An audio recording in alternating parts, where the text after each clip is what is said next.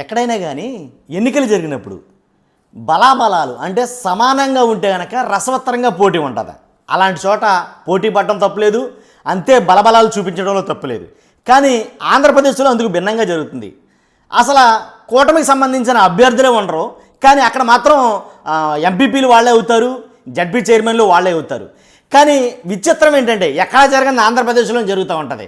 కాబట్టి అసలు ఎవరూ సభ్యులే లేని చోట ఎంపీపీలుగా జడ్పీటీసీలుగా బీజేపీ వాళ్ళు కానీ ఇలాగ అవుతుంటే చాలా ఆశ్చర్యం అనిపిస్తుంది.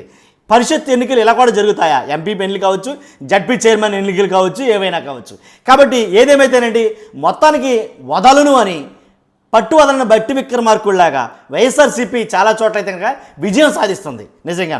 కాబట్టి వైఎస్ఆర్ జిల్లా పరిషత్ ఎన్నికల్లో అక్కడ ఉన్న స్థానాలు 50 అయితే 50 జడ్పీటీసీలకు గాను 49 వైఎస్ఆర్సీపీ జడ్పీటీసీలే సభ్యులే.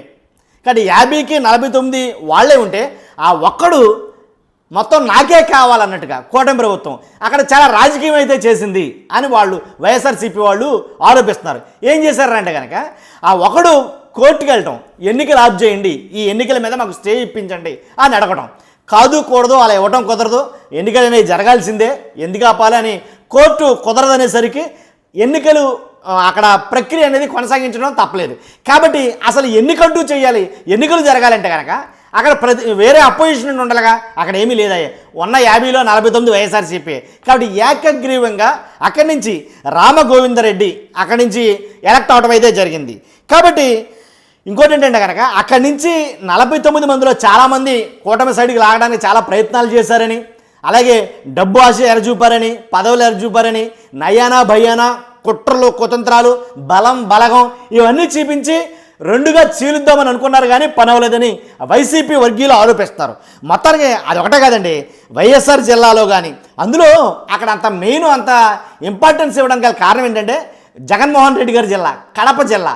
అక్కడ జిల్లా పరిషత్ చైర్మన్ ఖచ్చితంగా కూటమికి సంబంధించిన వాడు ఉంటే కానీ ఇంకా బాగుంటుందని వాళ్ళు ప్రెస్టేజ్గా తీసుకుని దాన్ని రెండుగా చీలుద్దాం అనుకున్నారు. పని అవ్వలేదు. మొత్తానికి వైఎస్ఆర్సీపీ అక్కడ మళ్ళీ జడ్పీ చైర్మన్ కైవసం చేసుకుంది. ఇంకా వైఎస్ఆర్ జిల్లా చూస్తే కనుక అది కాకుండా ఇంకోటి ఏంటంటే శ్రీ సత్యసాయి జిల్లా అక్కడ ఎంపీటీసీని కిడ్నాప్ చేయడం, అలాగే తూర్పుగోదావరి జిల్లా పేమూరులో వైఎస్ఆర్సీపీ ఎంపీటీసీని కిడ్నాప్ చేశారని ఇలా చాలా ఆరోపణలు అయితే వస్తున్నాయి. మొత్తానికి ప్రకాశం మార్కాపురం ఇలాంటి కొన్ని స్థానాలు అయితే కనుక ఎంపీపీ స్థానాల్లో వైసీపీ గెలుచుకుందని, అలాగే పశ్చిమ గోదావరి జిల్లా అత్తిలి, అలాగే ఏలూరు జిల్లా ఇలా కొన్ని చోట్ల వాయిదాలు పడ్డాయి. అంటే కోరం సరిపాటుగా లేక కొన్ని చోట్ల వాయిదాలు పడ్డాయి. ఇది ఎలా జరుగుతుందండి ఆంధ్రప్రదేశ్లో ఈ ఎన్నికలు కూడా నువ్వా నేనా అన్నట్టుగా జరుగుతున్నాయి. ఫర్ ఎగ్జాంపుల్ విశాఖపట్నం చూసుకున్నా సరే అవసరమైతే తీసుకుని వెళ్ళి క్యాంప్ ఆఫీసులు నడపడం ఏంటి ఎంపీటీసీలకి జడ్పీటీసీలు చైర్మన్ల పదవుల కోసం. కాబట్టి ఎంత దారుణంగా అయితే కనుక ఎప్పుడు జరగలేదు. ఈ సంవత్సరం ఈ పట్టు మాత్రమే అంత ఎక్కువగా జరుగుతుంది. చాలా ప్రెస్టేజ్ ఇష్యూ తీసుకుంది కూటమి ప్రభుత్వం కావచ్చు, వైఎస్ఆర్సీపీ పట్టు వదలకుండా వైఎస్ఆర్సీపీ ఉంటే కనుక ఆ పట్టుని తగ్గించాలని చెప్పేసి కూటమి ప్రభుత్వం ప్రయత్నం చేయడం. కానీ ప్రతి చోట చాలా చోట్ల కొన్ని చోట్ల అయితే గొడవలు జరిగాయి, దాడులు జరిగాయి. మొత్తానికి ఎలాగైతేనండి కొన్ని చోట్ల మాత్రం వైసీపీ ఆధిక్యాన్ని ప్రదర్శించింది అని చెప్పాలి నేనైతే కనుక. ఎందుకంటే చెప్తున్నారు కదా ఇలా కడప జిల్లా జగన్మోహన్ రెడ్డి గారి జిల్లాలో ఆయన ఎలాగైతేనండి రామగోవిందరెడ్డిని కైవసం చేసుకోవడం వైఎస్ఆర్సీపీ శ్రేణులు పండగ చేసుకుంటున్నారని చెప్పాలి. కాబట్టి ఇలా చాలా చోట్ల అయితే వైసీపీ బలాన్ని చాటుకుంటుంది. చూస్తున్నాం మీరు అందరూ కూడా. అంటే జిల్లా పరిషత్ చైర్మన్లు ఎన్నికలు, తర్వాత ఎంపీటీసీలు ఇవన్నీ కూడా మనం చూసుంటాం. ఎంత రసవత్తరంగా అయితే ఎప్పుడు జరగ నాకు తెలిసి. కాబట్టి ఎంత ప్రెస్టేజ్ ఇష్యూ తీసుకున్నారు. కాబట్టి జమిలీ ఎన్నికల గురించి మాట్లాడుకుంటే కనుక జమిలీ ఎన్నికలు కొంచెం వాయిదా పడ్డా వెనక్కి వెళ్ళి అని చెప్తున్నారు. ఒకవేళ జమిలీ ఎన్నికలు అంటూ వస్తే కనుక ఇంకెంత దారుణంగా జరగబోతాయి.